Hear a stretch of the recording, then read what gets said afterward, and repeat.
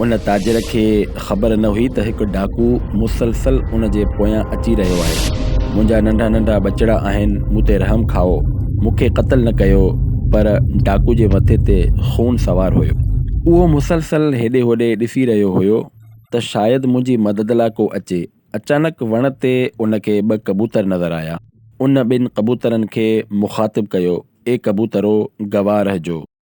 उन क़ातिल जॾहिं वॾी थालीअ मां ढकु खयों त साम्हूं 2 कबूतर भुञियल पिया हुआ। अस्सलामु अलैकुम वरहमतुल्लाहि वबरकातुहू। रमज़ान जे हिन बाबरकत महीने में बाबरकत घड़ियुनि में असां हाज़िर आहियूं हिकु मालूमाती इंटरेस्टेड सीरीज़ सां गॾु, जंहिंजो नालो आहे तारीख़ी फ़ैसिला, हिस्टोरिक डिसीशंस। अॼु जी सीरीज़ में हिकिड़ो वाक़ियो बयानु कयूं था जेको 2 कबूतरनि जी गवाही सां पेश थिए। हीअ उन वक़्त जी ॻाल्हि आहे जॾहिं शाम ऐं इराक़ जा बॉर्डर पाण में अलॻि न हुआ, इहे गॾु हूंदा हुया। ऐं मूसल इराक़ जो हिकु फेमस सिटी हो, मशहूरु शहर हुयो। उन मूसल सिटीअ मां हिकु वॾो ताजिर पंहिंजे जानवरनि सां गॾु, ॻऊं वग़ैरह जेके जानवर हूंदा आहिनि उन्हनि सां गॾु शाम जे तरफ़ हल्ब जे शहर जी तरफ़ हलियो। हल्ब दुनिया जे क़दीम शहर में शामिल आहे। ही शाम जो शहर आहे जो इलेप्को जे नाले सां मशहूरु आहे। उन ताजिर पंहिंजो क़याम हिकु मुसाफ़िर ख़ाने में कयो। मुसाफ़िर ख़ानो जी परे परे खां माण्हू ईंदा हुजनि, उते कुझु ॾींहं लाइ रहनि, खाधो पीतो खाइनि ऐं वरी अॻिते हलनि पंहिंजे सफ़र जे तरफ़। उहो मुसाफ़िर ख़ानो हुयो। उन मुसाफ़िर ख़ाने जे वेझो जिथे ही ताजिर रहियो हो, उन जे भरिसां जानवरनि जो हिकु मंडी लॻंदी हुई, मेलो लॻंदो हो। उन ताजिर उते वञी पंहिंजा जानवर जल्दी में विकिणिया ऐं मूसल जे तरफ़ वापसि वञण लॻा। उन ताजिर खे ख़बर न हुई त हिकु डाकू मुसलसल उन सां गॾु पियो हले ऐं उन जी निगाह उन ते ॼमियल हुई। उन डाकू खे ख़बर हुई त उन ताजिर वटि ख़ाशी रक़म मौजूदु आहे। उहो मौक़े जी तलाश में हुयो त कॾहिं मौक़ो लॻे ऐं उहो रक़म हासिल करे वठे।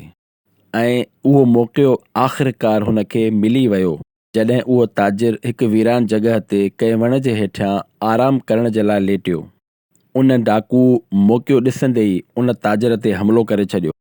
उन जे कंध ते पंहिंजो खंजर रखियो ऐं चयो, जेको कुझु तो वटि आहे कढी मुंहिंजे हवाले करे छॾ।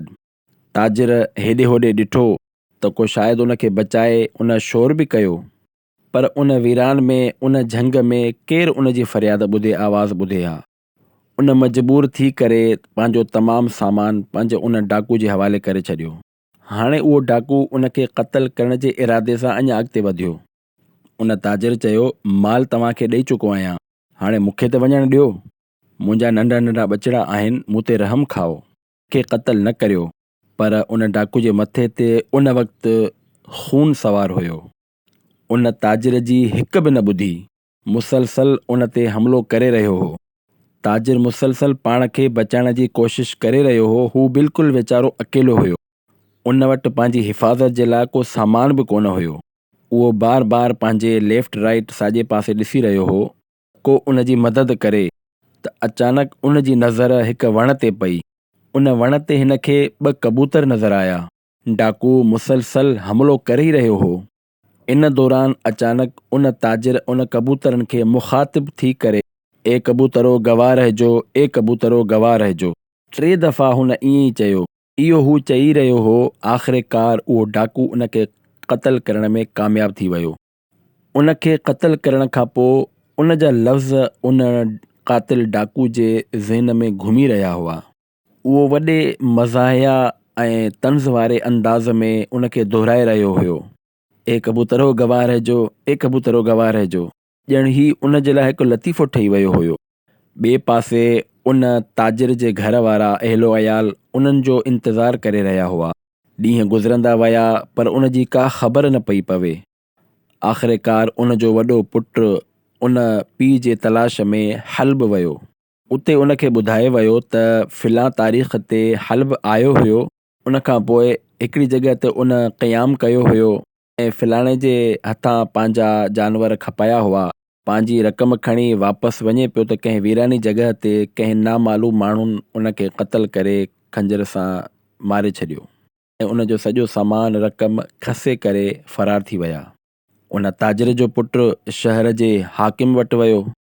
उतां खां पोइ काज़ी साहब वटि वियो ऐं पोइ पंहिंजे वालिद जे दोस्तनि सां मिलियो त कहिड़ी तरह बि उन क़ातिल जी ख़बर पइजी सघे, पर उन जे तमामु कोशिशुनि जे बावजूदु उन जो सिलो मायूसी खां अलावा कुझु न मिलियो।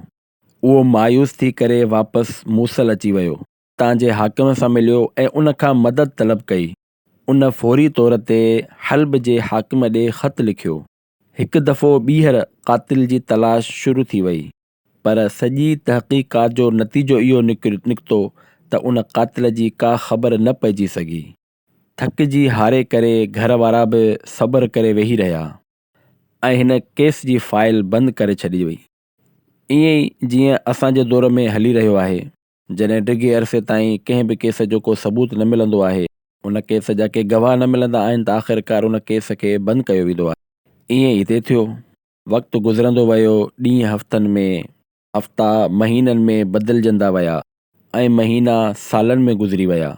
न ॼाण केतिरा हाकिम ऐं वाली तब्दील थी विया, केतिरा ई नवां काज़ी आया ऐं रुख़्सत थी विया। ताजिर जे घर वारा ऐं दोस्त बि आहिस्ते आहिस्ते इन वाक़े खे विसारे छॾिया, पर इन क़िसे खे हिकु शख़्स न विसारियो ऐं उहो शख़्स उहो हो जंहिं उन ताजिर खे क़त्ल कयो हो। जॾहिं बि उहो ॿिनि कबूतरनि खे गॾु वेहंदे ॾिसंदो हो त उनखे उहे अल्फाज़ यादि अची वेंदा हुआ, ए कबूतरो गवाह रहिजो, ए कबूतरो गवाह रहिजो। हाणे इहो शख़्स ॾाढो अमीर तरीन थी चुको हुयो। हिकु भेरे कंहिं वेझे माइट वटि हिन जी दावत हुई। दावत में तमामु घणा माण्हू हुया, जंहिंमें शहर जा वॾा वॾा हाकिम बि शामिल हुया। खाधो लॻायो वियो त साम्हूं मुख़्तलिफ़ क़िस्मनि जा खाधा हुया। उन क़ातिल उन वॾे थाले में उहो ढकु हटायो त उन थाले में 2 कबूतर भुञियल पिया हुआ। सोशल मीडिया सिंधी जा नाज़रीन, कबूतर खाइण त हूअं हलाल आहिनि ऐं इन जो गोश्त इंतिहाई टेस्टी बि हूंदो आहे ऐं इन सां गॾु गॾु केतिरनि बीमारियुनि जे लाइ बि इस्तेमालु कयो वेंदो आहे।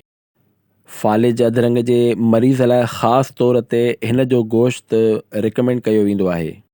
बहरहाल, हिन जॾहिं साम्हूं कबूतर ॾिठा, उन हिकु वॾो थधो साहु भरियो ऐं इन जे अखियुनि में, उन जे दिमाग़ में उहो ई वाक़ियो वापसि ॼण दोहिराइजी वियो त जॾहिं वण जे मथां 2 कबूतर वेठा हुया ऐं हेठियां रत में भरियल हिकु माण्हू उहो चई रहियो हो, ए कबूतरो गवाह रहिजो, ए कबूतरो गवाह रहिजो।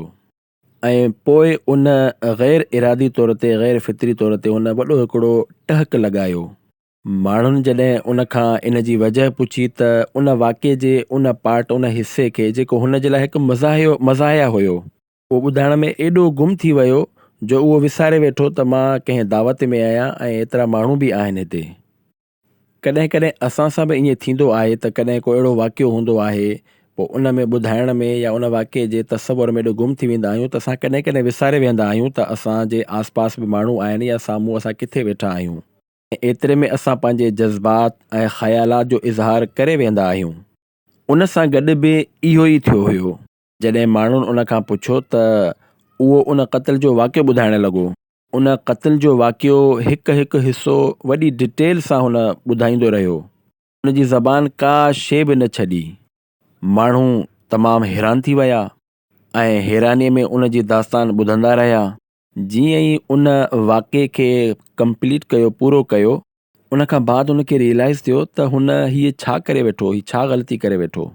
सालनि खां जंहिं वाक़े खे माण्हू विसारे वेठा हुया, उन केस जी फाइल ई बंदि थी वई हुई।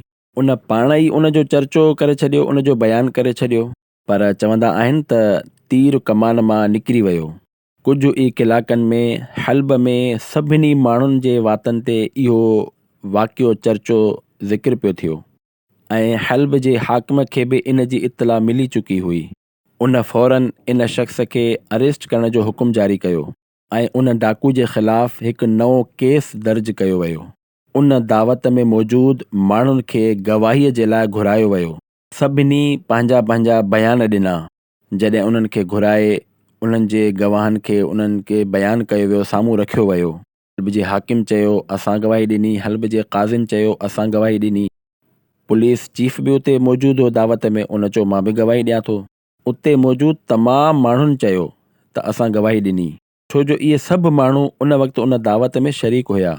मुजरिम वटि एतिराफ़ करण खां अलावा को बि चारो न हुयो, छाकाणि जो जेतिरी डिटेल सां उन क़त्ल जो वाक़ियो ॿुधायो हुयो एतिरी डिटेल उन क़ातिल खां अलावा कंहिं बि ॿिए खे ख़बर हुई ई कोन।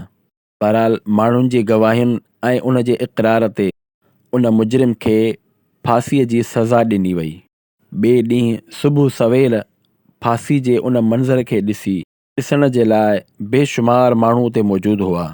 जॾहिं उन जे कंध में रस्सी विधी वई, माण्हुनि ॾिठो उन जी ज़बान ते हे जुमिला जारी हुया, ए कबूतरो गवाह रहिजो, ए कबूतरो गवाह रहिजो।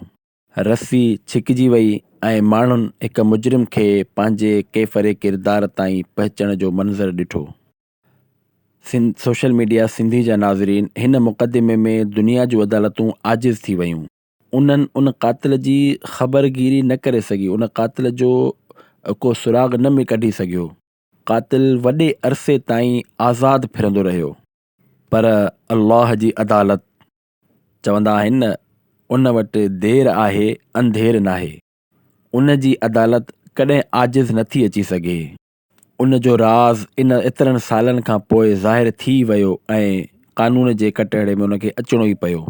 उनखे कुझु ॾींहं त मोहलत मिली वई हुई, पर बिल आख़िर कबूतरनि गवाही ॾेई छॾी ऐं उहो पंहिंजे अंजाम ताईं पहुची वियो। हिकु मज़लूम जे पुकार, उन मज़लूम जी आह जो जवाबु उनखे ॾियणो ई पइजी वियो। उन ताईं उन जी आह पुॼी वई, ॾियणो ई पइजी वियो। उन ताईं उन जी आह पुॼी वई बदुआ।